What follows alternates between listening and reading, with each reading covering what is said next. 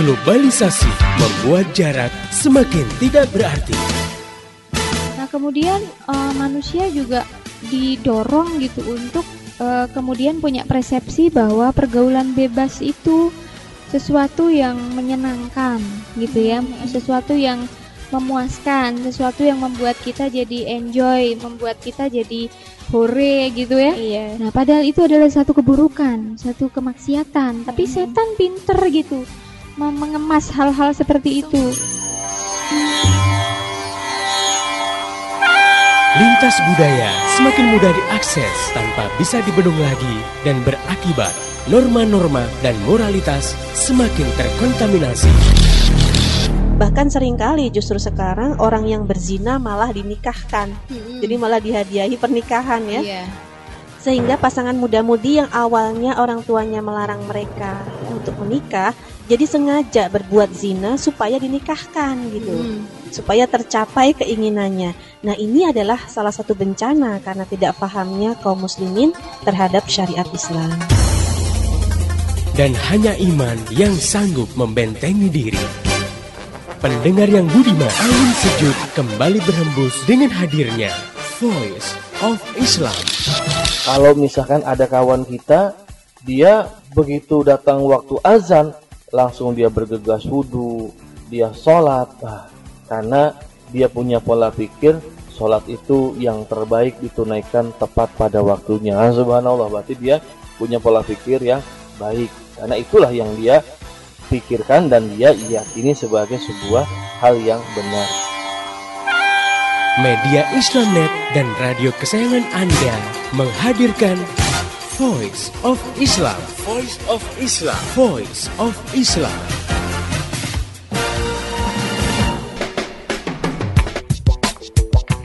Halo Indonesia, Assalamualaikum warahmatullahi wabarakatuh. Jumpa lagi dengan saya Purwa Aryandi dalam program Voice of Islam, kerja bareng Media Islamnet dengan radio kesayangan kamu.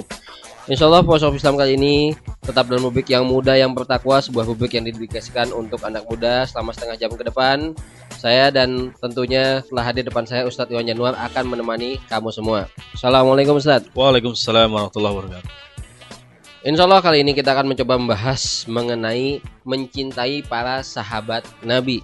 Nah, ini sobat muda sekalian, kalau kita lihat yang namanya masyarakat, yang namanya remaja itu nggak lepas dengan yang namanya sahabat atau temenan, betul nggak nih sobat muda nih? Nah Ustadz nih, kalau kita lihat juga yang namanya Nabi sekalipun juga punya sahabat Ustadz ya? Betul. Gitu. Kalau kita lihat sahabat Nabi itu banyaknya, lumayan banyak, dan juga banyak sahabat-sahabat Nabi yang memang kalau kita lihat juga harus kita cintai sama seperti dicintainya Nabi. Nah nih ngomong-ngomong Ustadz, sebenarnya siapa aja sih sahabat Nabi itu Ustadz? Iya. Bismillahirrahmanirrahim. Assalamualaikum warahmatullahi wabarakatuh. Sobat muda yang bertakwa, yang lagi asik-asik denger radio nih. Kalau kita ngomongin sahabat Nabi, kadang-kadang atau malah mungkin seringnya ya, banyak di antara kamu yang kurang ngeh siapa aja sahabat Nabi. Paling banten yang dikenal Khulafaur Rasyidin, Abu Bakar, Umar, Utsman, Ali, bolak-balik itu mulu. Atau Bilal paling. Itu pun kadang-kadang nggak hafal. Gitu ya. Atau kalau bilangin istri Nabi, yang benar paling Khadijah, Aisyah. Banyak banget ya sahabat. Banyak banget Ustaz. Banyak banget sahabat dan sahabiah Nabi sallallahu alaihi wasallam ya. Iya. Yang mereka itu bukan orang-orang yang sembarangan sebetulnya ya. Lalu meski begitu kita memang perlu tahu batasan seseorang itu termasuk sahabat Nabi itu siapa ya. Yang jelas kalau Abu Jahal bukan sahabat Nabi. Meskipun sama-sama orang Arab ya. Sama-sama orang Arab, sama-sama ketemu dengan Rasul pada waktu itu, tapi nggak bisa tuh dikategorikan sahabat Nabi ya. Nah di antaranya ada ulama yang menjelaskan begini, bahwa yang termasuk sahabat Nabi itu adalah orang yang hidup bersama dengan Rasul setahun atau 2 tahun minimal, atau pernah berperang sekali atau 2 kali, paling kurang seperti itu. Ini kata Imam Sa'id bin Musayyab, yang beliau memberikan batasan tentang siapa yang termasuk ke dalam sahabat Nabi. Jadi pokoknya orang-orang yang dia muslim sampai akhir hayat, lalu hidup bersama Rasul setahun atau 2 tahun ya paling minimal, atau pernah berperang nih sekali 2 kali bersama Rasul SAW dan meninggal sebagai seorang muslim, itu tergolong sahabat Nabi. Makanya seperti misalkan istri Nabi jelas sahabat Nabi. Jadi, lo kan itu istri Pak, iya saya juga sahabat gitu ya. Atau juga misalkan menantunya Rasul, Ali bin Abi Thalib, ya Sayyidina Utsman, itu juga sahabat Nabi ya. Atau juga sahabat Nabi yang masih kecil-kecil dulu ya. Hasan dan Husain, kan cucunya, betul, tergolong juga sebagai sahabat Nabi ya. Jadi mereka ini orang-orang yang memang hidup bersama dengan Rasul sallallahu alaihi wasallam. Nah, kalau yang tidak hidup bersama Rasul walaupun pada zaman yang sama, nggak bisa disebut sahabat. Atau hidup bersama Rasul tapi nggak beriman. Tadi seperti Abu Jahal, Abu Lahab, ya, orang-orang seperti itu nggak tergolong sebagai sahabat Nabi. Itu ada batasan tentang pengertian siapa sahabat Nabi sallallahu alaihi wasallam. Nah, Ustadz, kalau kita lihat, kalau batasannya itu pernah hidup bersama dengan Nabi selama 1-2 tahun, terus juga atau paling enggak pernah juga ikut perang dengan Rasul gitu kan, dengan Nabi itu 1-2 kali peperangan. Nah, gimana dengan orang-orang yang dulunya benar-benar nentang Islam banget gitu? Dulunya nentang Islam banget terus masuk Islam. Nah, belum sempat apa-apa sudah meninggal gitu. Misalnya kayak orang-orang Arab Badui gitu. Nah, orang-orang Arab Badui itu mereka tidak tergolong ke dalam sahabat Nabi karena mereka kalaupun berjumpa dengan Nabi ya sesekali aja. Jadi tidak hidup bersama minimal setahun atau 2 tahun. Jadi jangan ketemu Rasul sebentar, bertanya satu masalah, pulang lagi ke kampungnya. Atau seperti ada kisah ada orang Arab Badui yang pernah kencing di pojok Masjid Nabawi. Itu ya. Lalu dibanjur oleh para sahabat air kencingnya. Orang Badui itu bukan tergolong sahabat Nabi karena cuman ya sesekali berjumpa dengan Rasul, atau malah cuma sekali bertemu dengan Rasul, setelah itu pulang lagi ke kampung halamannya. Mereka nggak dikategorikan sebagai sahabat. Ya seperti secara bahasa pengertian sahabat kan orang yang sohib, yang menyertai gitu kan. Nah kalau cuma sekali ketemu ya bukan sahabat dong, nggak menyertai ya. Apalagi sama sekali nggak pernah ketemu ya. Nggak kenal lagi. Nggak kenal gitu. Nah, Ustadz, kalau kita lihat kesannya itu dalam Islam yang namanya sahabat Nabi itu begitu diagung-agungkan, pokoknya spesial banget dah gitu. Betul. Lebih spesial daripada pacar sendiri. Sebenarnya ada nggak sih perintah dalam Islam nih? Sobat muda sekalian juga tentu penasaran, kok kesannya yang udah namanya sahabat Nabi itu orang yang wah gitu. Padahal juga para sobat muda juga nggak ngeh nih, kenapa sih kok mereka jadi wah banget? Yang bikin wahnya tuh apa gitu? Yang bikin wah tuh apa gitu? Iya, nah saking nggak tahu yang bikin wahnya apa, nganggap biasa-biasa aja ya. Iya betul. Bahwa ya ternyata nih yang namanya Alexander Pato nih, penyerangnya AC Milan, lebih aku kenal daripada misalkan Ali bin Abi Thalib gitu ya. Atau misalkan yang namanya selebriti siapalah gitu kan, ya lebih ngetop nih daripada misalkan ya Umar bin Khattab. Ini karena nggak ngerti wahnya di mana gitu. Nah ada letak wahnya itu yang ternyata bukan datang dari semata-mata pujian manusia, tapi nggak tanggung-tanggung Allah langsung yang memuji siapa itu sahabat Nabi dan seperti apa pujiannya.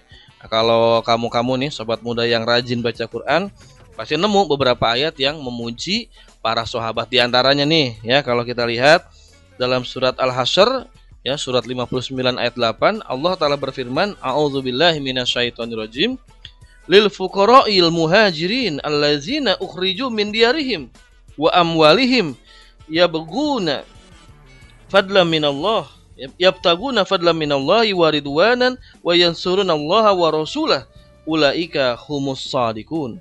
Yang artinya untuk orang-orang fakir dari kalangan muhajirin yang mereka terusir dari negerinya, mereka mengharapkan keutamaan dari Allah dan keridhaannya, dan mereka membela Allah dan Rasulnya, mereka inilah orang-orang yang benar imannya.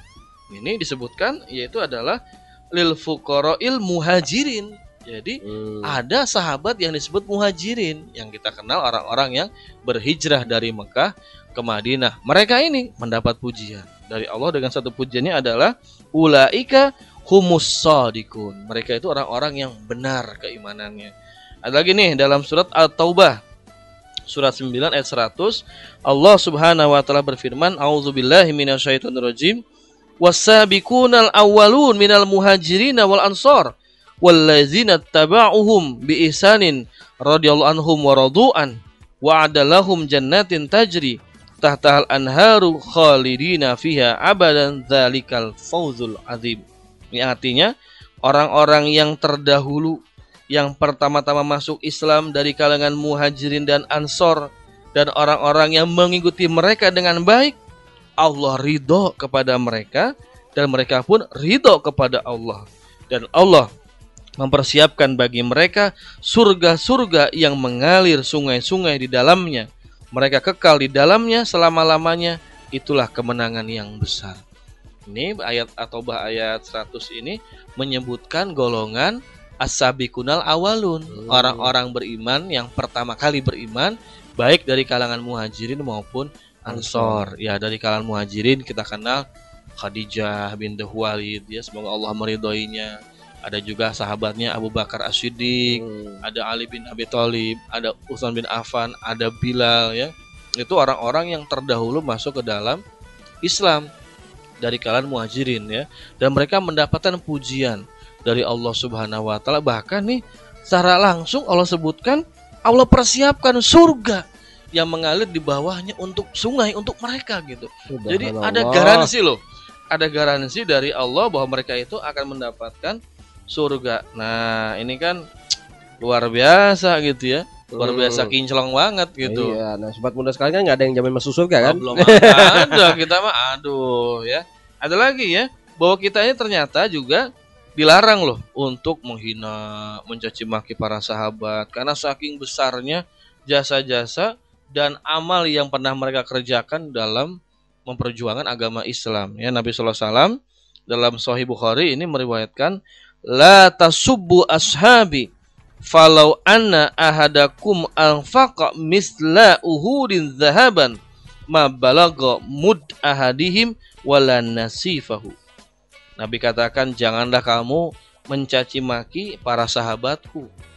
Meskipun salah seorang di antara kamu berinfak emas sebesar gunung Uhud. Wah, kata Nabi, kalau ada nih, ada nggak punya emas sebesar gunung Uhud gitu kan? Kata Nabi, ada orang berinfak emas sebesar gunung Uhud. Kata Nabi, tidak akan bisa menyamai satu mud, satu genggam, bahkan setengah dari kebaikan para sahabat. Jadi kalau ada orang infak emas sebesar gunung Uhud, itu nggak ada artinya dibandingkan dengan setengah genggaman kebaikan yang dimiliki oleh para sahabat. Artinya memang wah ini nih letak wahnya nih, ternyata Allah dan Rasul itu memberikan pujian yang luar biasa. Tapi pujian yang nggak datang tiba-tiba. Karena apa? Pengorbanannya. Ya. Bagaimana yang namanya Khadijah, istri Nabi itu menyediakan rumahnya, hartanya, ya siap mendukung moral material untuk perjuangan Nabi SAW. Cari istri kayak begitu. Wah. Itu kan. Jadi cari istri yang kaya ya? Enggak, kaya dan beriman gitu kan. Kalau kaya doang percuma. Tapi udah miskin gak beriman, susah itu ya.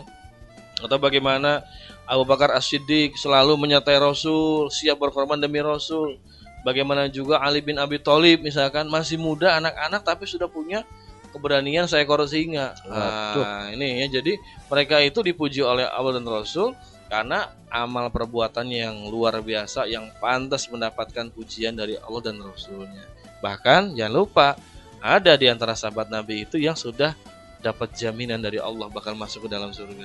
Subhanallah. Ada 10 ya, di antaranya Khadijah, Abu Bakar, Ali, Umar, dan Bilal bin Rabah. Masya Allah kan. Masih Anda ikuti Voice of Islam. Jangan kemana-mana, ikuti acara ini hingga tuntas nanti. Voice of Islam, persembahan media Islamnet dan radio kesayangan Anda ini. Voice of Islam, Voice of Islam, Voice of Islam.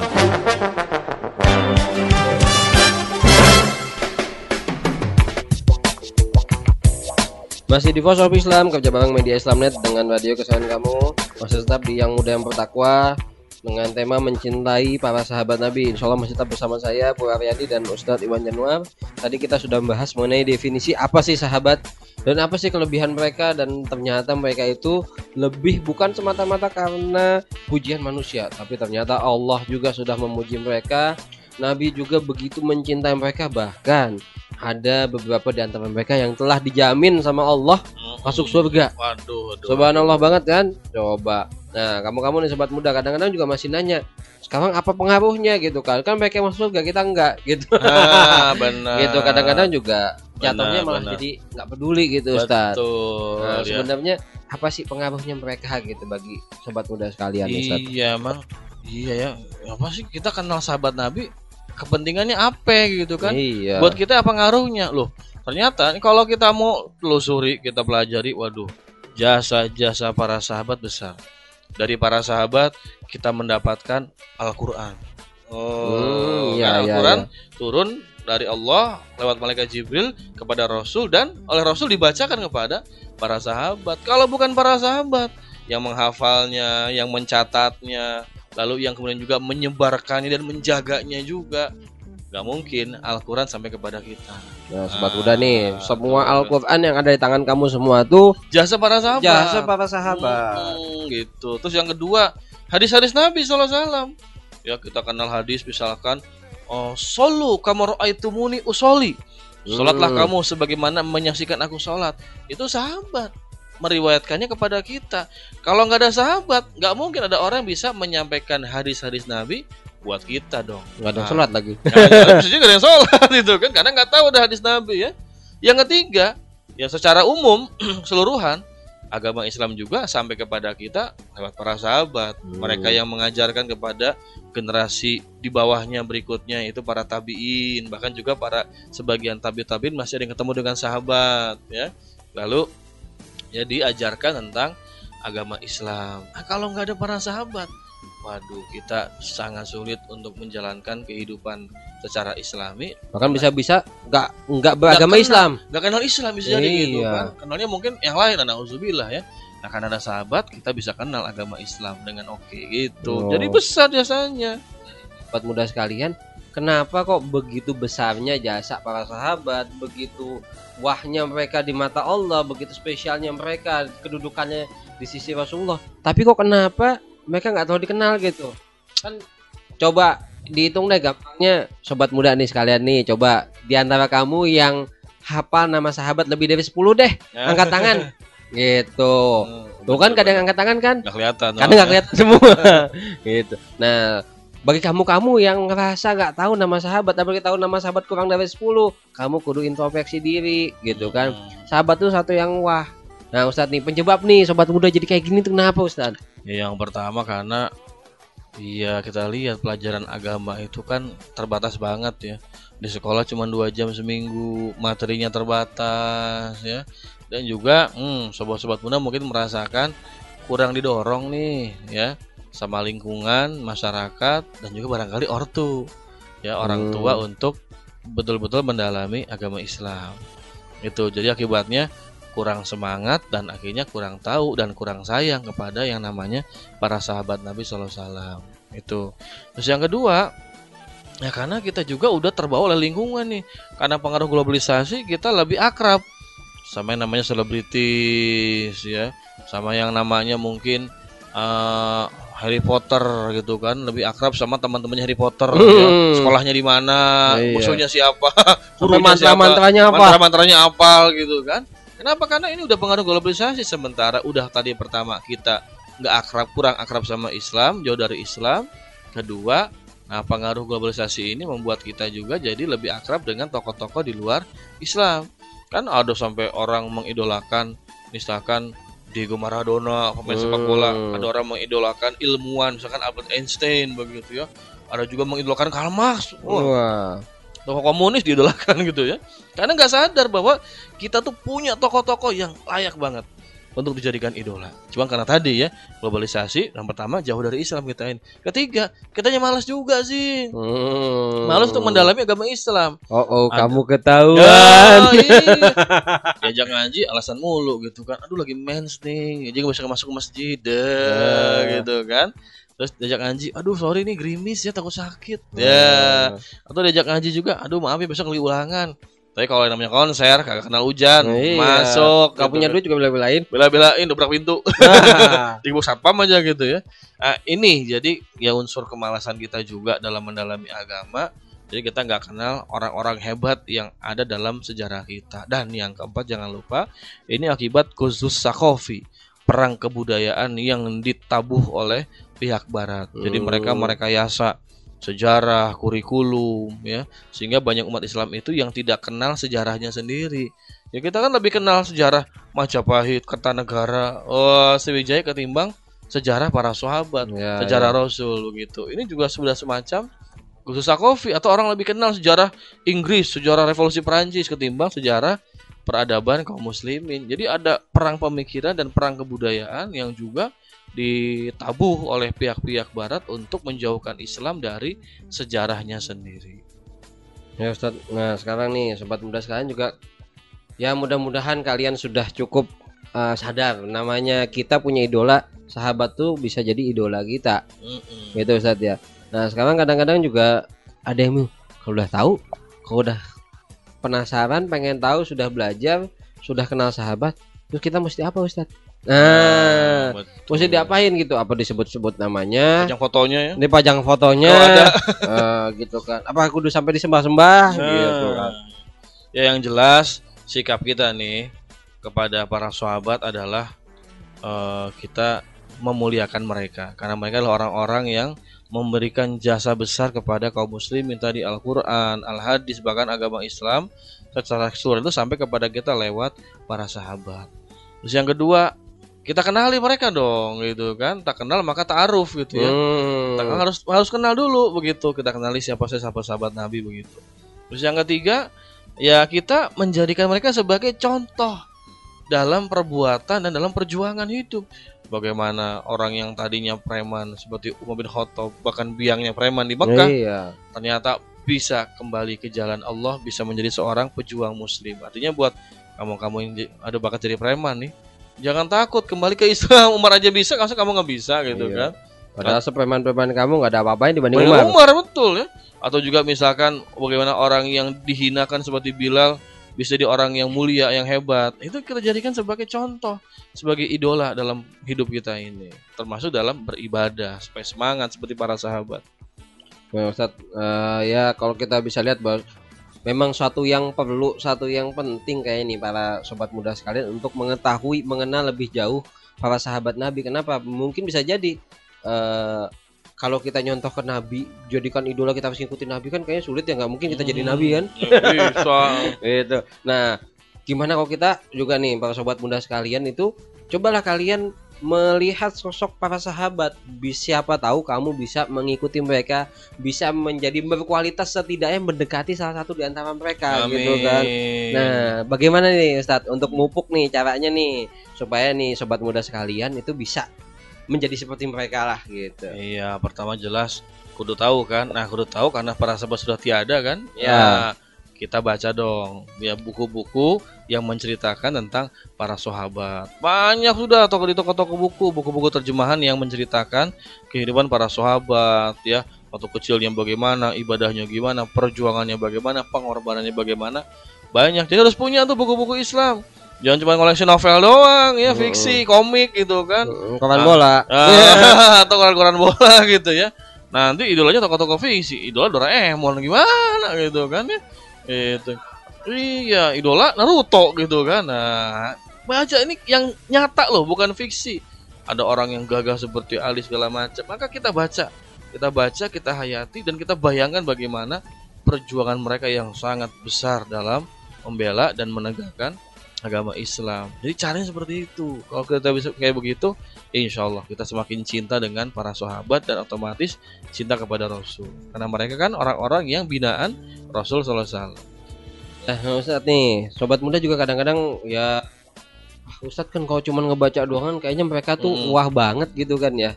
Mungkin nggak gitu ya? Nah, ada zaman sekarang orang kayak begitu ya. Mungkin nggak kita bisa jadi seperti itu gitu. Ya jangan bilang nggak mungkin, karena para sahabat juga secara fisiknya manusia kan. Nah, iya, makanya juga Allah bilang, misalkan Nabi ya, Allah bilang, laqad kana lakum fi rasulillahi uswatun hasanah. Rasul itu diangkat oleh Allah sebagai suri toladan, sebagai contoh. Artinya Allah itu mengutus Rasul bukan sebagai makhluk yang nggak mungkin bisa diteladani. Bisa diteladani dong, gitu ya. Apalagi para sahabat yang bukan nabi tapi mereka memang mendekati kualitas kenabian. Pasti bisa. Dan jangan menganggap kayaknya nggak mungkin deh jadi orang yang rajin sholat kayak sahabat Nabi. Bukan nggak mungkin, kita belum nyoba, gitu kan. Kayaknya nggak mungkin nih ada orang jujur kayak sahabat Nabi. Bukan nggak mungkin, kita nggak nyoba, gitu kan.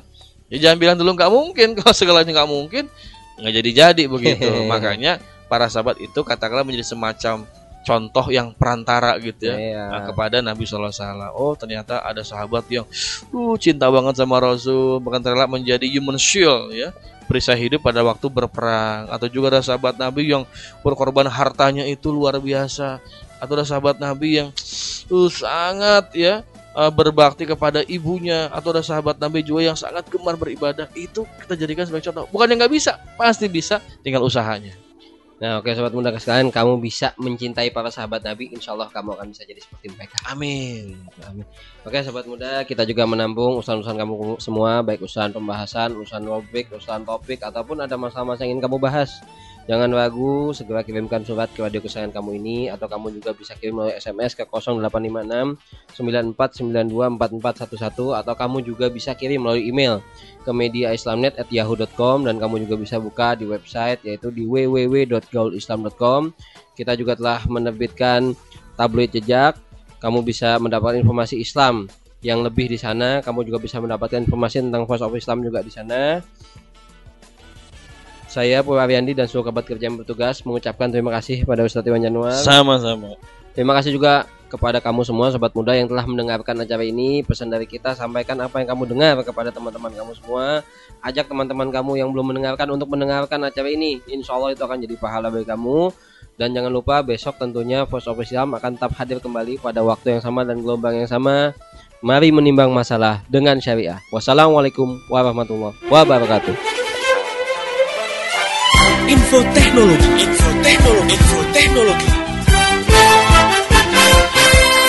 Berikut info teknologi dari konsultan komputer Purwa Ariandi. Info teknologi. Sobat muda sekalian, zaman sekarang ini pilihan membeli barang baru kadang bukan pilihan yang bisa kita ambil. Biasanya karena kendala dana atau yang lainnya. Membeli barang bekas atau yang sering disebut barang second telah menjadi pilihan banyak orang pada masa sulit ini. Nah, apa untung ruginya beli barang second? Nah, keuntungannya tentu adalah kamu bisa mendapatkan dengan harga lebih murah dan bisa mendapatkan kualitas lebih meskipun dengan harga yang sama dengan beli baru. Nah, memang ada barang-barang yang tidak terlalu besar resikonya ketika kita membeli dalam kondisi second atau bekas. Tapi untuk barang-barang elektronik perlu perhatian khusus. Kenapa? Karena memang banyak sisi negatifnya ketika membeli barang elektronik. Apa saja? Yang pertama tentu barang elektronik bekas itu sudah pernah dipakai. Umumnya biasanya memiliki cacat, baik cacatnya sedikit ataupun cacatnya banyak. Kedua adalah barang elektronik itu memiliki usia pakai. Kalau kamu membeli barang bekas atau barang second, berarti kita telah membeli barang yang usia pakainya telah berkurang. Nah, juga perlu perhatikan nih, sudah berapa lama barang tersebut dipakai sebelum kamu beli. Selanjutnya adalah garansi. Nah, satu-satunya jaminan pada barang elektronik baru, baik itu bekas, juga adalah garansinya. Karena pada barang second bisa dibilang garansinya itu tidak ada. Kalaupun ada, hanya sangat-sangat singkat. Selanjutnya, kerusakan yang terjadi pada barang-barang second biasanya akan sulit diperbaiki dan akan menjalar ke bagian-bagian lainnya. Kenapa? Karena memang usia pakainya biasanya sudah mendekati akhir. Nah, kalaupun bisa diperbaiki, jika dihitung-hitung total biayanya, bisa jadi itu sama saja kamu membeli barang baru. Kan sayang, daripada kamu beli barang second kemudian rusak, perbaikan, ternyata dihitung-hitung sama dengan membeli barang baru. Nah, kalau kamu ingin memaksa juga membeli barang second, perlu kamu pertimbangkan adalah harga. Kalau harganya murah dan murah sekali memang dibanding harga pasar, gak apa-apa, itu jadi pertimbangan. Kedua adalah kualitas barang. Ya, kita bisa melakukan tes atau kita juga bisa mengetahui pola pemakaian dari pemilik sebelumnya. Info teknologi.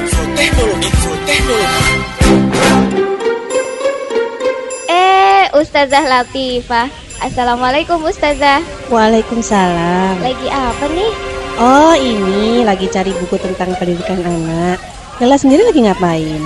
Oh gini Ustazah, saya lagi nyari buku tentang persiapan menikah. Ada nggak ya kira-kira yang bagus dan pas buat saya? Oh, ada. Kayaknya pas tuh buat Laila. Judulnya Bukan Pernikahan Cinderella. Nah, di situ Laila bisa dapat gambaran pengalaman real kalau nanti menikah, kesulitan-kesulitan sama kemudahan-kemudahannya. Jadi nanti kita bisa lebih siap kalau menikah. Oh, kalau gitu saya pamit dulu ya Ustazah. Mau kemana? Maaf Ustazah, saya sudah nggak tahan pengen segera baca buku itu. Jadi kalau tiba-tiba ada yang maju, udah siap deh. Bila dua hati dah terjalin, selamatlah pengantin kami doa. Buku Bukan Pernikahan Cinderella karya Ustadz Iwan Zanwar memang pas buat kamu yang mematangkan persiapan menuju pernikahan. Dapatkan bukunya, hubungi media Islamnet di 0856 9492 4411. Demikian tadi Voice of Islam. Semoga hikmah yang terkandung bermanfaat untuk kita semua. Amin amin amin ya robbal alamin. Kembali bisa Anda dengarkan Voice of Islam.